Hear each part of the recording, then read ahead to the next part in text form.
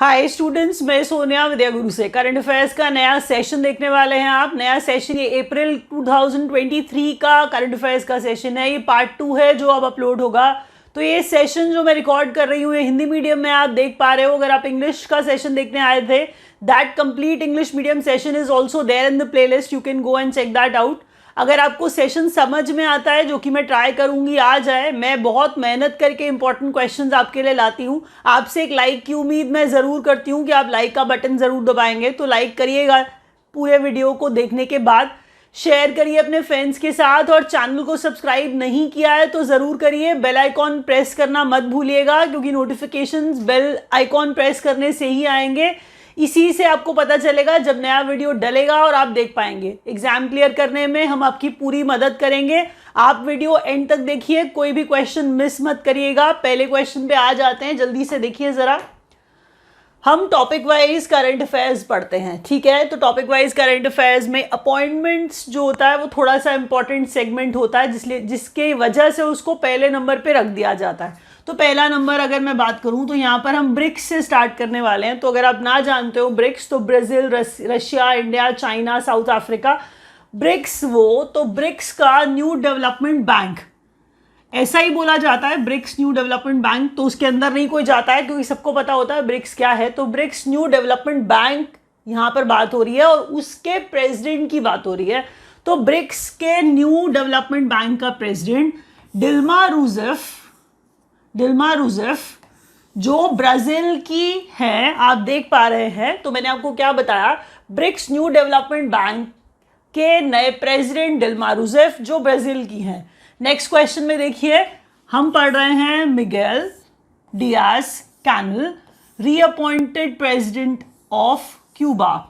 तो क्यूबा में जो प्रेसिडेंट पहले थे वही दोबारा बन गए हैं प्रेसिडेंट। उनका नाम अगर आपको पहले नहीं पता था, कम से कम अब तो याद कर लीजिए।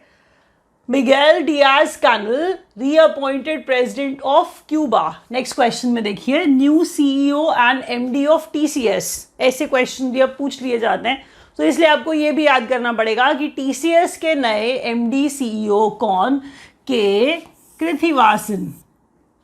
कृतिवासन इनका नाम है। के कृतिवासन जो एमडी और सीईओ टीसीएस के नए। नेक्स्ट क्वेश्चन में देखिए, बांग्लादेश का 22nd प्रेसिडेंट। तो बांग्लादेश का 22nd प्रेसिडेंट आपको पता है, बांग्लादेश के बारे में आपको पता होना ही चाहिए, कारण आप खुद ही जानते हैं। हम कह रहे हैं मोहम्मद शहाबुद्दीन चुप्पू, आवामी लीग पार्टी के हैं ये। मोहम्मद शहाबुद्दीन चुप्पू आवामी लीग पार्टी के हैं ये। बांग्लादेश के 22वें प्रेसिडेंट हैं ये। नास्कॉम के चेयरपर्सन 23-24 के अनंत महेश्वरी, प्रेसिडेंट माइक्रोसॉफ्ट। देखिए, जब आप नास्कॉम का चेयरपर्सन बनाते हैं, एसोचैम, जब आप बड़ी बड़ी बातें करते हैं, तो हम कहते हैं कि कुछ उनका बैकग्राउंड ऑलरेडी हो, कि वो कुछ स्ट्रॉन्ग बैकग्राउंड वाले हों। हम इनको पहले से ही जोड़ रहे हैं किसके साथ, हम कह रहे हैं माइक्रोसॉफ्ट से जोड़ते हुए। माइक्रोसॉफ्ट के प्रेसिडेंट अनंत महेश्वरी जो नास्कॉम के चेयरपर्सन 23-24 के लिए चुन लिए गए हैं। एक बार और जल्दी से रिवाइज करते हैं। ब्रिक्स न्यू डेवलपमेंट बैंक के प्रेसिडेंट डिल्मा रूसेफ ब्राज़ील की, मिगेल डियाज कैनल क्यूबा के प्रेसिडेंट दोबारा से, सीईओ एमडी टीसीएस के कृतिवासन, बांग्लादेश के 22nd president Mohammed Shahabuddin Chuppu Awami League party के, और अनंत महेश्वरी नास्कॉम के नए चेयरपर्सन, मतलब 23-24 के लिए। नेक्स्ट क्वेश्चन, नेक्स्ट कैटेगरी या नेक्स्ट टॉपिक है हमारा इंडियन फोकस। तो इंडियन फोकस में पढ़िए, चौथा लार्जेस्ट मिलिट्री स्पेंडर। इंडिया के बारे में आपसे पूछा जाएगा। इंडिया अपनी मिलिट्री पे बहुत ज़्यादा स्पेंड करता है, ऐसा दिखाया जाता है। तो हम कह रहे हैं 4th highest military spender India है। आप अगर बात करें तो पहला यूएसए है, दूसरा चाइना है, और तीसरा रशिया है। ये भी आपको याद करना पड़ेगा। और कितना स्पेंड करता है, $81.4 बिलियन, ये भी याद रखिए। दोबारा बोल रही हूँ, 4th highest military spender India, पहला यूएसए है, दूसरा चाइना है, तीसरा रशिया है, और चौथा जो है वो इंडिया है। $81.4 बिलियन खर्च किए जाते हैं। मिलिट्री एक्सपेंस जो होता है वो ये है। अब ये Stockholm international Peace Research Institute है जो ये बताता है, जो ये पब्लिश करता है, जिसमें हाईएस्ट स्पेंडर जो कंट्रीज हैं वो बताई जाती हैं कि कौन कौन अपनी मिलिट्री पे कितना कितना स्पेंड कर रहा है, ठीक है। तो Stockholm international Peace Research institute. First global Buddhist summit held in New Delhi, पहली global Buddhist summit new Delhi में हुई, जिसका theme responses to contemporary challenges, philosophy to practice वाला प्रैक्टिस। तो responses to contemporary challenges, philosophy to practice, ये theme था। थोड़ा अलग है, याद करने की कोशिश लेकिन करनी पड़ेगी क्योंकि पहली ग्लोबल बुद्धिस्ट समिट थी, न्यू दिल्ली में थी, आपके लिए और इंपॉर्टेंट हो जाएगा। India's rank on logistics performance index 38th number है इंडिया का, पहला नंबर सिंगापुर का, और बाय वर्ल्ड बैंक। ये आपको याद रखना ज़रूरी है कि लॉजिस्टिक्स परफॉर्मेंस इंडेक्स जो है वो वर्ल्ड बैंक बनाता है। इसके अंदर इंडिया का रैंक 38th है और सिंगापुर फर्स्ट नंबर पर है। India on Hurun global unicorn index तीसरे नंबर का। आपको बता दूं, बहुत सारे, आपने स्विगी भी सुन लिया होगा, आपने नाम सुने होंगे ड्रीम 11 करके। तो आपको बता दूं, इंडिया का जो नंबर है वो तीसरा है, इंडिया का नंबर जो है वो तीसरा है, India on global unicorn index. तो आपने इंडिया में स्टार्टअप्स में बहुत सारे यूनिकॉर्न बनते हुए सुने, तो वही यूनिकॉर्न है, उन्हीं की बात करते हुए, दिमाग में रखते हुए आपको बता दूं कि एक ग्लोबल यूनिकॉर्न इंडेक्स था, 3rd नंबर पे इंडिया आया इसके अंदर। आगे बढ़ते हैं नेक्स्ट क्वेश्चन पे, जल्दी से रिवाइज करते हैं। हाईएस्ट मिलिट्री स्पेंडर 4th नंबर का इंडिया, पहला यूएसए, दूसरा चाइना, तीसरा रशिया, 81.4 बिलियन स्पेंड करते हैं। इंपॉर्टेंट बात सबसे ये थी कि Stockholm international Peace Research Institute इसको बनाता है। Global Buddhist summit new Delhi में हुआ, पहले नंबर वाला, और इसका थीम इंपॉर्टेंट है responses to contemporary challenges. India का रैंक लॉजिस्टिक्स परफॉर्मेंस इंडेक्स में 38th नंबर पे और ग्लोबल यूनिकॉर्न इंडेक्स में 3rd नंबर पे। नेक्स्ट क्वेश्चन देखिए, पर्सन्स इन न्यूज। अब ये इंपॉर्टेंट चीज है, इसमें कौन कौन न्यूज में बना हुआ है, किसके बारे में बात हो रही है, जरा सुनिए। फेमिना मिस इंडिया, अगर आप देखेंगे यहाँ पर 2023, तो राजस्थान की नंदिनी गुप्ता, ठीक है, राजस्थान की नंदिनी गुप्ता फेमिना मिस इंडिया। अब अगर आप बात करें तो एक अगर विनर हो जाता है, 2 रनर अप्स हो जाते हैं, तो श्रेया पुंजा दिल्ली की और दूसरा है नंदिनी गुप्ता राजस्थान की, श्रेया पुंजा दिल्ली की, और थोनजन स्ट्रेला लुवांग जो है वो मणिपुर की। यहाँ पर ये याद रखिए, अब सब कोई देखिए अच्छा कर रहा है, मणिपुर वाले भी बहुत अच्छा कर रहे हैं, तो हम कह रहे हैं थोनजम स्ट्रेला लुवांग मणिपुर की हैं। तो कितना ऊपर तक पहुंच गए, कितना अच्छा परफॉर्म किया होगा। तो आपको ये बताया, एक विनर है, 2 रनर अप्स हैं, प्लीज इन्हें याद रखिए, कहाँ से बिलोंग करते हैं, ये भी क्वेश्चन इंपॉर्टेंट है नाम के साथ साथ। Winner of 2023 time 100 reader poll Shahrukh Khan है, वो आपने सुना भी होगा बहुत बार, लेकिन फिर भी याद रखिए क्योंकि ये क्वेश्चन आ सकता है। Winner of 23 time 100 reader poll Shahrukh Khan. First woman Indian air force officer to win Vayu Sena medal. अब आप खुद जानते हो क्वेश्चन कितना इंपॉर्टेंट है। पहला अपनी तरह का, पहली महिला IAF ऑफिसर जिनको वायुसेना मेडल मिला है, वो भी गैलेंट्री वाला। हम बात कर रहे हैं दीपिका मिश्रा की। नाम याद रखिए, दीपिका मिश्रा, नाम आप वैसे ही दीपिका बहुत सुन लेते हैं इसलिए आपको याद हो जाएगा। तो दीपिका मिश्रा IAF ऑफिसर, वायुसेना मेडल, गैलेंट्री में पहली महिला बनी है जिन्हें मिला है। 5 time Punjab CM late Prakash Singh Badal, जिन्हें पद्म विभूषण इन 2015 मिला। 5 time Punjab CM late Prakash Singh Badal, 1 Padma Vibhushan इन 2015, पद्म विभूषण 2015 में मिला। शिरोमणि अकाली दल पार्टी के ये हैं, इन्हें याद रखिएगा। प्रकाश सिंह बादल 5 बार पंजाब के CM, डेथ हो चुकी है, आपको मैं बता दूं ये। और पद्म विभूषण इन्हें 2015 में मिला, शिरोमणि अकाली दल के हैं, ये याद रखिएगा। कभी ऐसा हो जाता है कि किसी का कॉन्वर्सेशन चल रहा होता है, बात आ जाती है, एग्जाम में क्वेश्चन आ जाता है, प्लीज याद रखिए, इसीलिए ऐड किए जा रहे हैं क्वेश्चंस, हर कोई आपको याद रखना है। चाहे winner of 23 time 100 reader poll Shahrukh Khan है, ये तो आपको वैसे ही याद हो जाएगा। Deepika Mishra first women IAF officer जिन्हें वायुसेना मेडल गैलेंट्री मिला है। और इसके अलावा नंदिनी गुप्ता राजस्थान से जो है फेमिना मिस इंडिया बन गई हैं, और रनर अप्स भी श्रेया पुंजा और थोनजम स्ट्रेला लुवांग जो मणिपुर की हैं। नेक्स्ट क्वेश्चन देखिए क्या आने वाला है आपकी स्क्रीन पे। अब आ रहे हैं इंपॉर्टेंट डेज एंड डेट्स। तो अप्रैल के महीने के इंपॉर्टेंट डेट्स और डेज के बारे में बात करते हैं। International day for monuments and sites, world heritage day भी इसे बोल देते हैं, 18 अप्रैल को मनाया जाता है। हेरिटेज चेंजेस जो हैं ये इसका थीम था एक्चुअल में international day for monuments and sites का। तो मॉन्यूमेंट्स एंड साइट्स बोल रहे हैं तो इसका मतलब हेरिटेज ही बोल रहे हैं। तो monuments and sites heritage day 18 अप्रैल को, हेरिटेज चेंजेस का थीम। World book and copyright day 23 अप्रैल, world book and copyright day 23 अप्रैल। इंडिजिनस लैंग्वेजेस इसका थीम। Earth day, international mother earth day या फिर इंटरनेशनल मदर अर्थ डे 22 अप्रैल को ऑब्जर्व किया जाता है। 22 अप्रैल को अर्थ डे या फिर इंटरनेशनल मदर अर्थ डे 22 अप्रैल को। इन्वेस्ट इन आवर प्लैनेट इसका थीम था।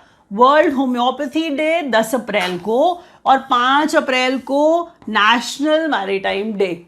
कुछ शब्दों का ध्यान रखिए कि कहाँ पर वर्ल्ड बोला जा रहा है और कहाँ पर नेशनल बोला जा रहा है। मैं रिपीट कर देती हूँ, शायद याद हो जाएगा, जुड़े रहिए।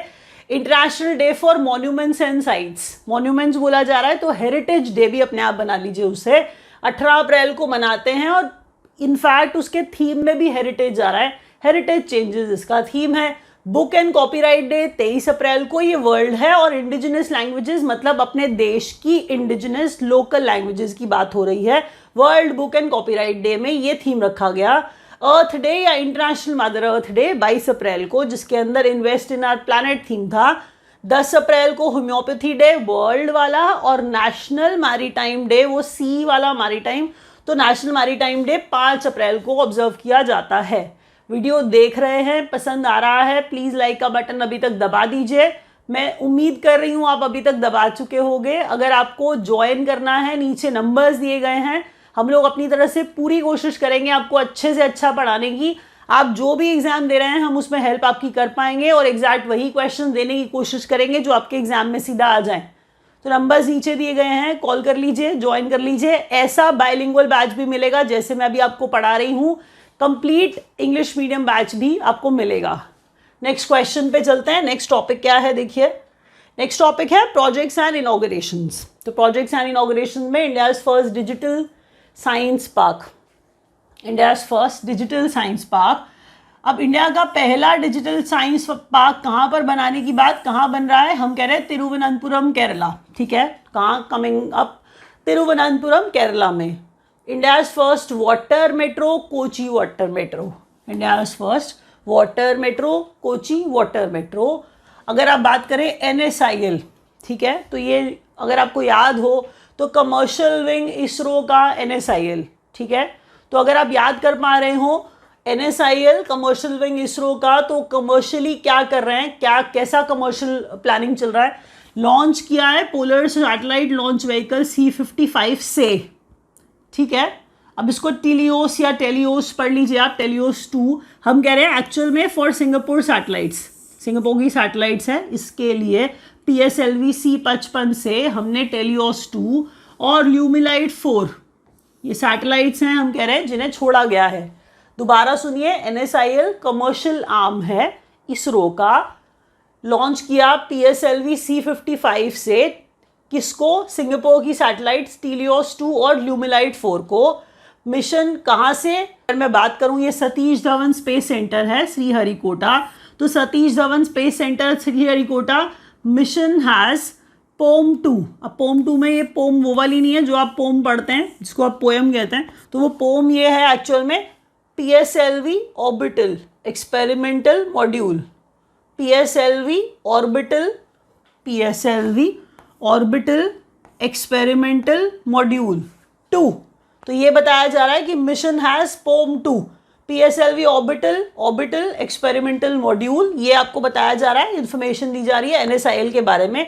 India's tallest Ambedkar statue 125 foot का हैदराबाद में तेलंगाना में 132nd बर्थ एनिवर्सरी 14 अप्रैल को थी अंबेडकर की। इंडिया का टॉलेस्ट अंबेडकर स्टैचू 125 फुट का हैदराबाद तेलंगाना में एक्चुअल में 14 अप्रैल को उनकी 132वीं बर्थ एनिवर्सरी थी। इससे जोड़ करके याद करिएगा।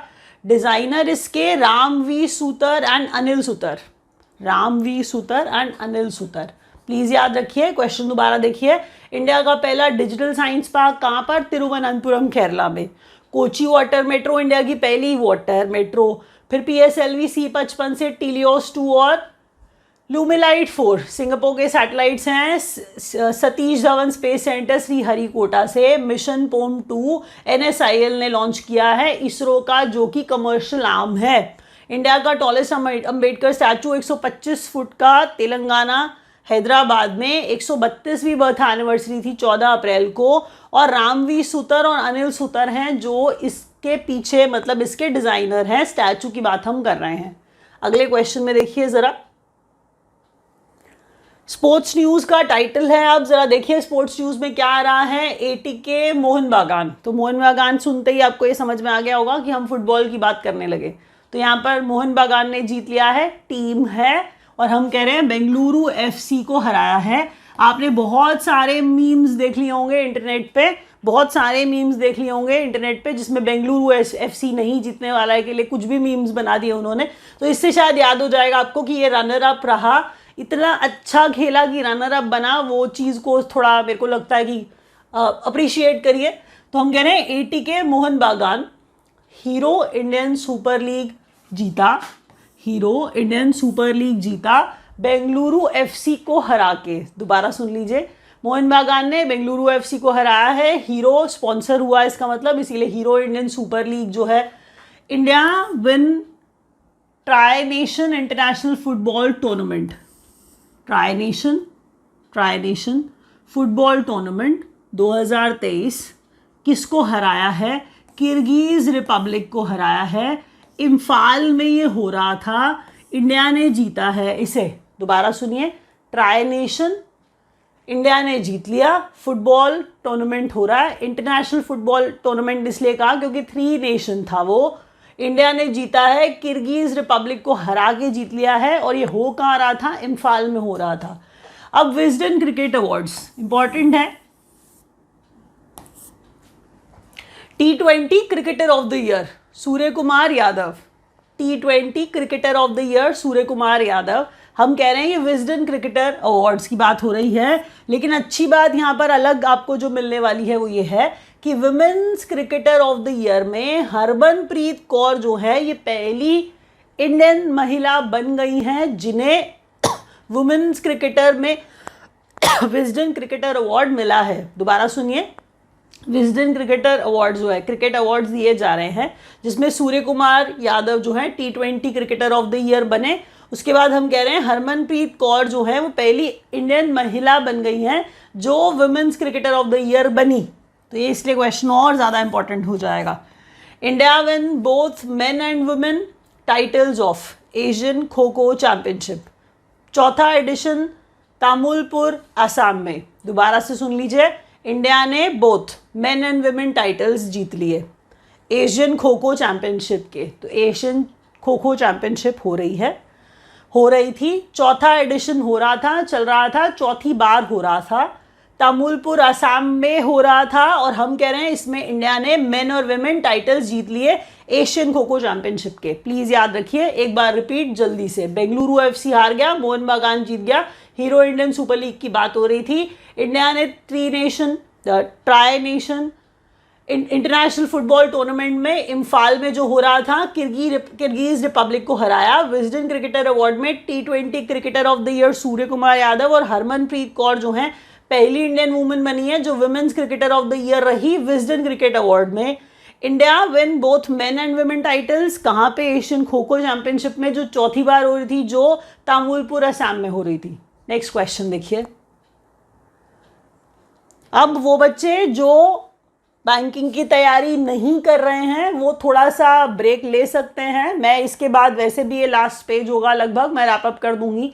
इतने सारे इंपॉर्टेंट क्वेश्चन मैं आपके लिए ढूंढ के लाई हूं, तो मैं आपसे लाइक की उम्मीद ज़रूर कर रही हूं। तो प्लीज़ लाइक का बटन दबा के जाइएगा अगर आप बैंकिंग की तैयारी छोड़ रहे हैं, ये वाला पेज आप स्किप कर रहे हैं तो video course, live classes, in fact classroom programme सब है हमारे पास, आप ज्वाइन कर सकते हैं। नंबर्स नीचे दिए गए हैं, आप कॉल कर लीजिए।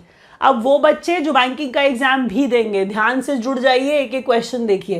बैंकिंग एंड फाइनेंस में banks to acquire 9.94% stake each, वो इंपॉर्टेंट है, ध्यान रखिए यहाँ पे कि एक्सिस बैंक 9.94%, HDFC भी 9.94%, गो डिजिट लाइफ इंश्योरेंस के अंदर ये अपना स्टेक 9.94% कर रहे हैं, मतलब एक्वायर कर लेंगे इतना, तो जो बनेगा वो देकर के एक्वायर करेंगे। RBI is authorised dealer category, RBI is AD1 authorised dealer category, AD1 मतलब वही, AD का मतलब वही हुआ। लाइसेंस फॉर फॉरेक्स, तो फॉरेन एक्सचेंज की बात हो रही है, AUSFB को, स्मॉल फाइनेंस बैंक को, और इक्विटास स्मॉल फाइनेंस बैंक को। तो RBI का ऑथराइज्ड डीलर कैटेगरी में लाइसेंस जो है फॉरेक्स के लिए AU स्मॉल फाइनेंस बैंक और इक्विटास स्मॉल फाइनेंस बैंक को। EMIs on UPI QR code payments, ये आपके लिए बहुत नया सा होगा कि आप UPI QR कोड से पेमेंट कर देते हैं, लेकिन इसमें भी EMI फैसिलिटी होती है, ये आपको नहीं पता होगा। तो ICICI ये भी कर रहा है, ये भी दे रहा है, देख लीजिए। SBI extends deadline, we care थोड़ा नाम से पता चल जाता है कि सीनियर सिटीजन वाली बात होने लगी। तो सीनियर सिटीजन की जो FD है, वी केयर जो स्कीम है एक्चुअल में, इसे 30 जून 2023 तक एक्सटेंड कर दिया है अपनी डेडलाइन को SBI ने। Bank to complete its first commercial trade, banks to complete its first commercial trade with Sri Lanka in Sri Lankan rupees, non dollar trade था, अगर आपको याद हो SBI ने किया था। इससे रिलेटेड मैंने आपको पहले भी कुछ पढ़ाया है, अगर आपने प्रीवियस वीडियो देखा होगा तो। बैंक ने कंप्लीट किया है पहला कमर्शियल ट्रेड श्रीलंकन रूपी में, श्रीलंका के साथ ये नॉन डॉलर ट्रेड किया SBI ने किया, प्लीज याद रखिए। नेक्स्ट क्वेश्चन देखिए। सिस्टेमिकली इंपॉर्टेंट इंश्योरर्स, जैसे सिस्टेमिकली इंपॉर्टेंट बैंक्स होते हैं, SIBs होते हैं, वैसे ही SIIs होते हैं। Life insurance corporation of India LIC, general insurance corporation GIC, या फिर न्यू इंडिया इंश्योरेंस, ये हम कह रहे हैं कि न्यू इंडिया, GIC और LIC क्या है, ये सिस्टेमिकली इंपॉर्टेंट इंश्योरेंस हैं।